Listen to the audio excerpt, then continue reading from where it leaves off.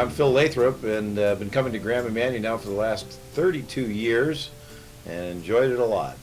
And I am Kathy Lathrop, and I've come with him. And we started here with two little girls, Jennifer and Anne, and then Phil got his son for that third strike. And they all went to church here. Matthew actually was baptized by Pastor Jim here at this church. We have 6 grandchildren, with the 7th one due in June. I was lucky enough to be born into a Christian family. I was one of 5 kids, and we were in church before we could walk, and attending Sunday school and services regularly. My parents seemed to be at the church every time the lights were on.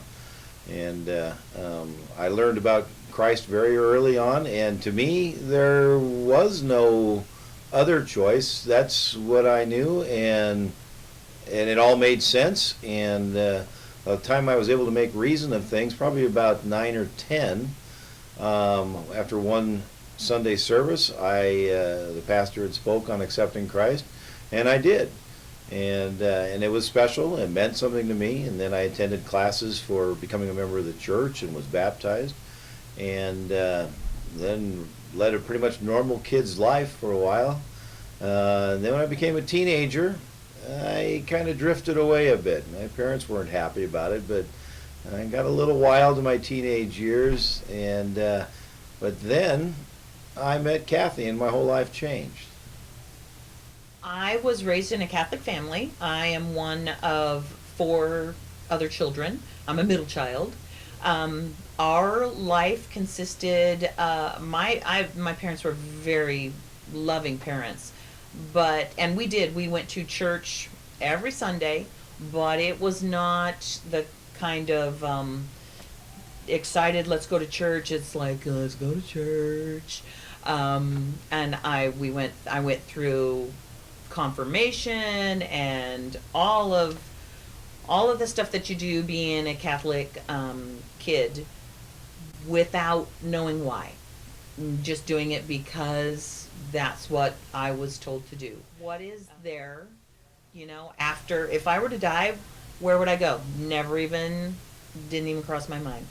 So when I think I was 19 when I met Phil. And when I met his family and then saw the difference between the two families, that's where the intrigue started. And that's where the questioning started happening with me is, what is my life supposed to be like serving God? So when I moved out of the house after graduating and got a roommate, happened to be one of Phil's friends, and that's when I met Phil. And he actually is the one that showed me, and his family, showed me what it meant to have a personal Savior.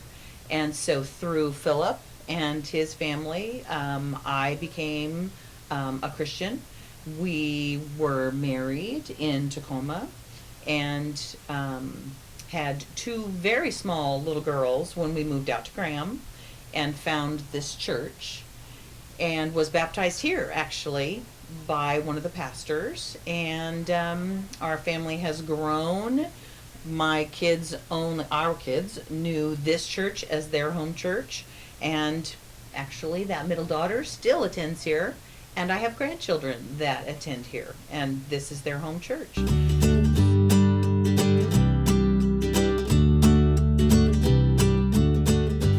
Jesus is my Savior.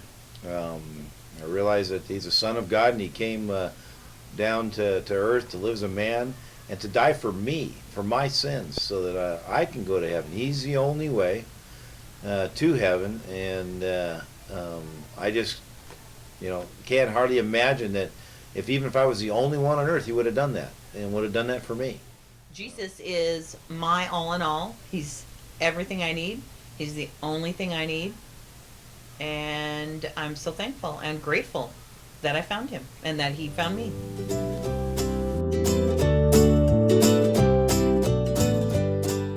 I can't wait until we get to move to the river.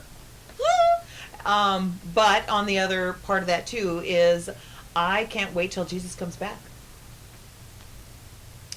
I can't wait to retire, which is coming very soon, Yay! and be part of the move. And I can't wait to see what God has in store for the rest of our life.